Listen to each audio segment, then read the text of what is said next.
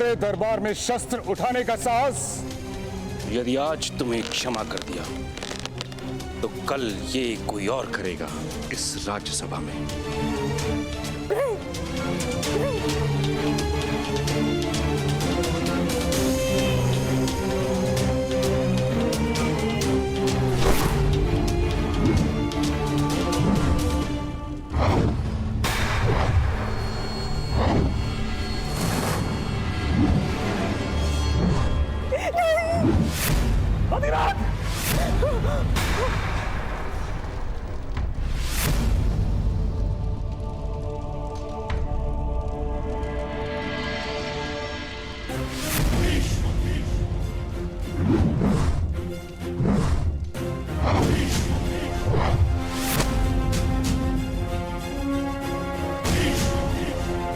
तुम्हारे प्राण नहीं लूंगा मैं।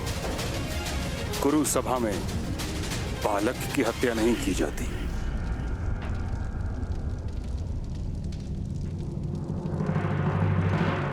अधिरथ,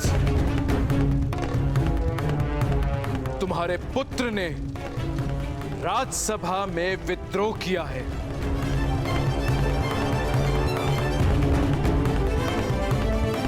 किंतु उसने मेरे पुत्रों को जीवन भी दिया है।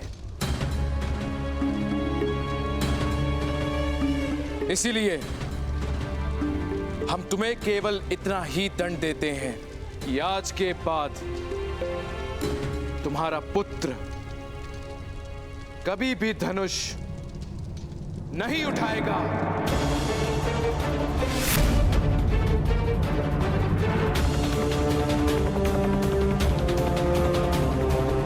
सूतों के लिए बनी परंपरा का वहन करेगा, और यदि ऐसा नहीं हुआ तो तुम स्वयं अपने पुत्र को हस्तिनापुर और कुरु राष्ट्र से निष्कासित कर दोगे।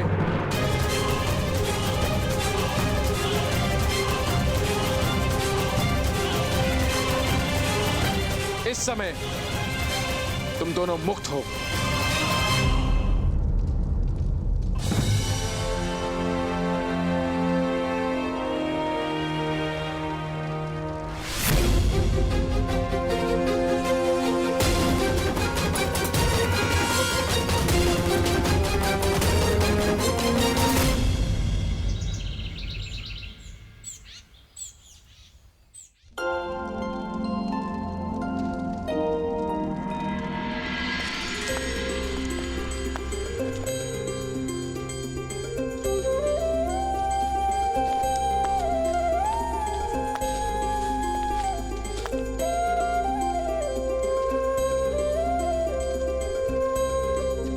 माता, मैं आरती करूं? अवश्य वैशाली, तुम्हारा तो सबसे पहले अधिकार है। जब हम बड़ों का विश्वास टूट गया था, तब तुम मित्रों ने ही तो साथ दिया कर्ण का।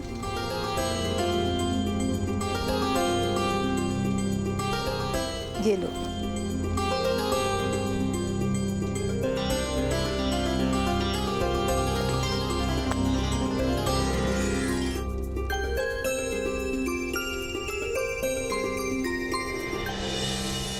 आज के बाद तुम्हारा पुत्र कभी भी धनुष नहीं उठाएगा।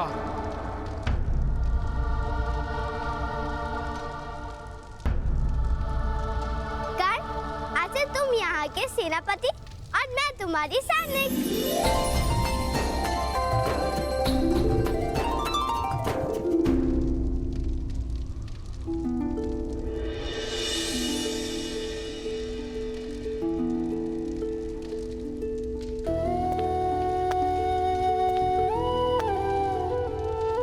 पुत्र कर्ण, मुझे क्षमा कर देना।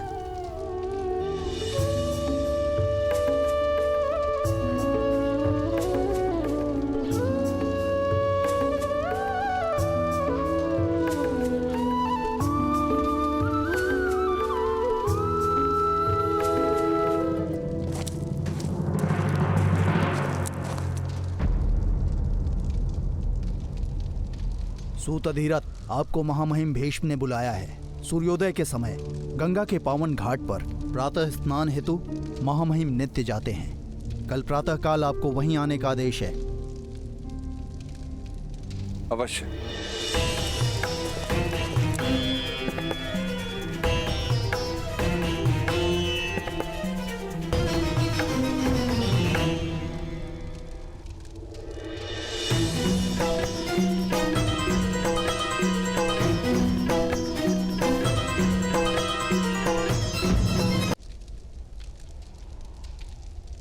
चलो पुत्र, अब आनंद और विश्राम का समय। बालकों के सम्मान में राधा आज सबको भोज देंगी। बामिल, शोण, कर्ण को ले जा।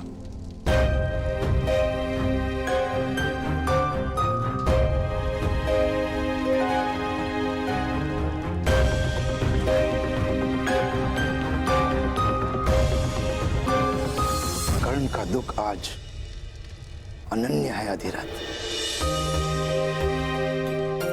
जानता हूं भ्राताश्री, जानता हूं। शाख के जिस स्थान से फूल तोड़ा जाता है, उस स्थान से पत्ता या फूल कभी उग नहीं पाता। आज तक बहुतों ने कर्ण से उसका धनुष छीना था, किंतु गुरु सुबह ने उससे उसकी आशा छीन ली। धनुष पे उसका अधिकार ही नहीं, उसका सुख भी उसी में है। और दुखदायक सत्य तो यह है कि कर्ण कभी धनुष उठा नहीं पाएगा।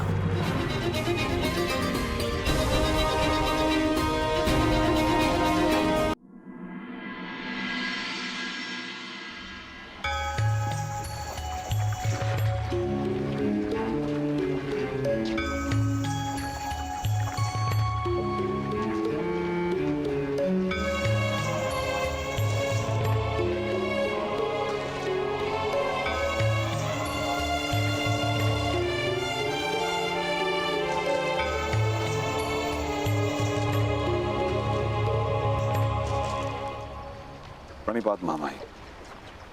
कल्याण हो। क्या कार्य करते हो? अभी अभी हसनापुर आए, अभी कोई कार्य आरंभ नहीं किया। मैं तुम्हें अपने सारथी के रूप में नियुक्त करता हूं।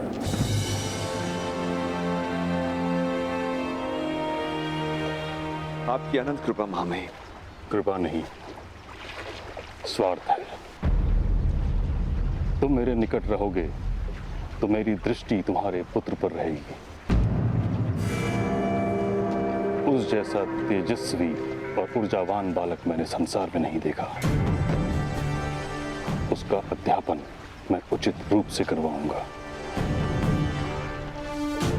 बिजली को आकाश में दिखा,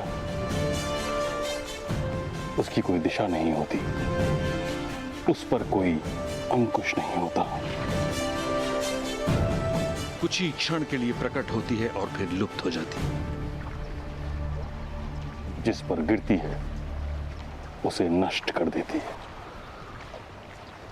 मेरी इच्छा है कि तुम्हारा पुत्र एक महान सारथी बने, ताकि समस्त सूत समाज का मार्गदर्शन करे। बिजली की भांति उसका सामर्थ्य छिन्न भिन्न न हो जाए।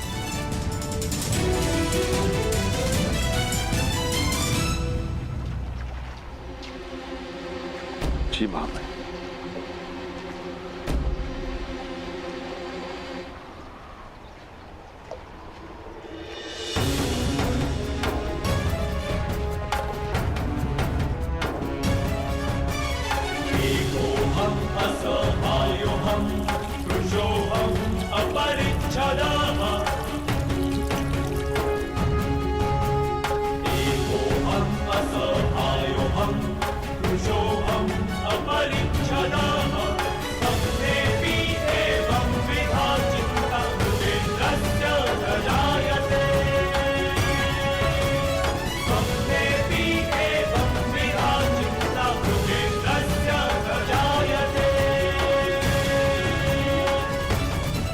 बिजली की भांति दिशाहीन नहीं हूं, मनुष्य हूं। मुझे जहां विनाश करना होगा मैं वहीं गिरूंगा। आपकी इच्छा थी ना कि मेरा सामर्थ्य चिन्ह भिन्न ना हो, तो लीजिए।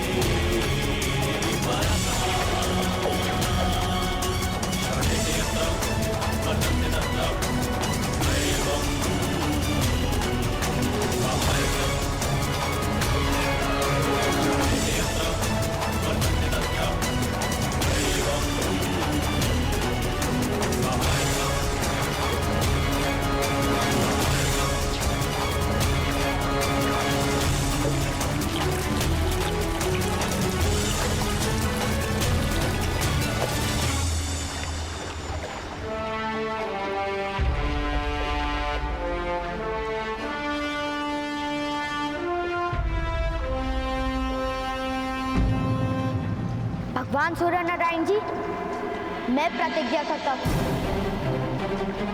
प्रातःकाल सूर्य अर्घ के समय मेरे सामने आने वाले व्यक्ति को मैं अवश्य दान दूंगा।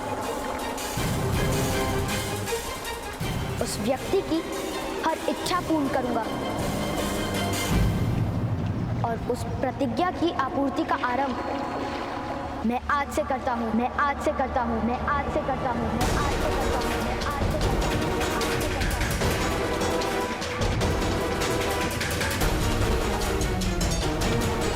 महामहिम भीष्म को दान देकर, दान देकर, दान देकर, दान देकर,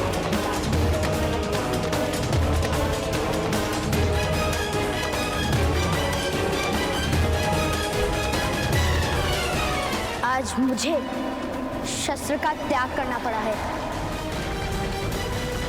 किंतु आगे जीवन में किसी कारणवश अगर मुझे शस्त्र उठाना पड़ा तब उसका त्याग कोई नहीं करवा पाएगा। नहीं करवा पाएगा।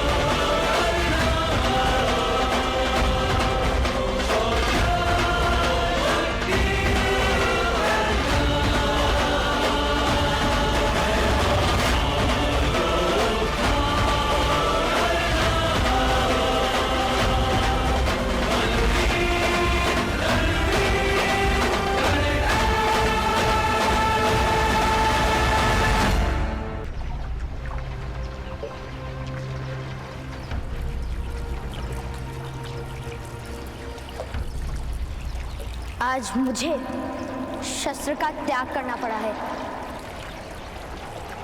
किंतु आगे जीवन में किसी कारणवश अगर मुझे शस्त्र उठाना पड़ा तब उसका त्याग कोई नहीं करवा पाएगा। नहीं करवा पाएगा।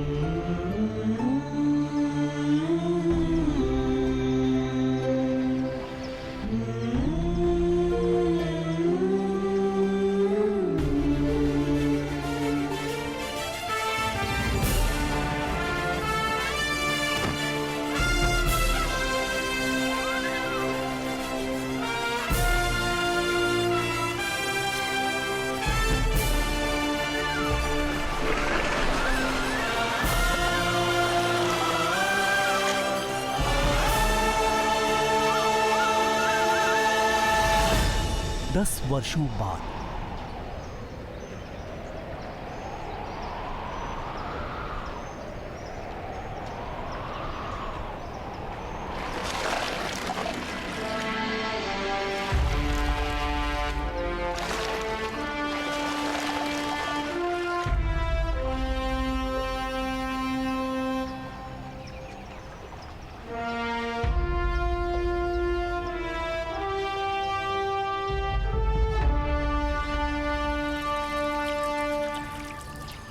दिव्य दृष्टि से बाण शक्ति से जीते ये सारा रण, शांत चित्त धरे आत्मबल भरे जीते हर बाधा गढ़, छूट ना पाए लक्ष्य हो चाहे सूक्ष्म सा छुपा होकर, मित्र वेग है सूर्य तेज है कवच चढ़ा इसके तन।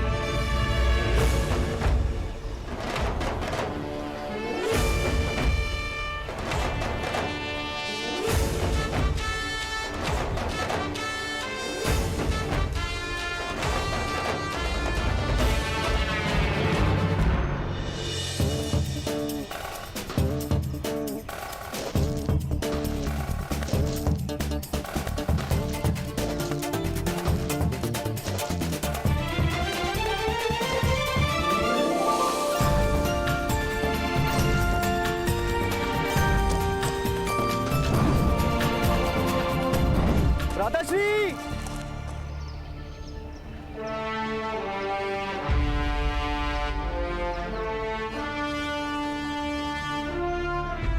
भ्राताश्री, आपके वस्त्र यहां रखे हैं।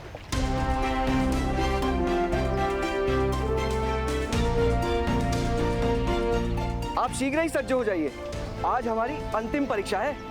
सूतों के लिए कोई भी परीक्षा अंतिम नहीं होती शोण।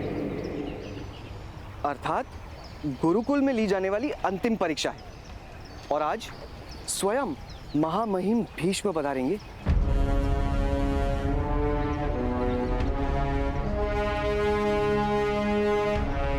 उत्तीर्ण विद्यार्थी को स्नातक घोषित करने के लिए। स्मरण है ना?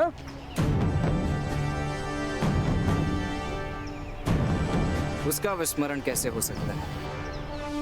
उनके लिए तो आज एक विशेष आश्चर्य जो निर्मित किया है मैंने। आज आपको देखकर केवल महामहिम भीष्म ही नहीं, हस्तिनापुर के राजकुमार भी आश्चर्य में पड़ जाएंगे। आप शीघ्र ही पहुंचे, मैं भी माता को लेकर पहुंचता हूं परीक्षा भूमि।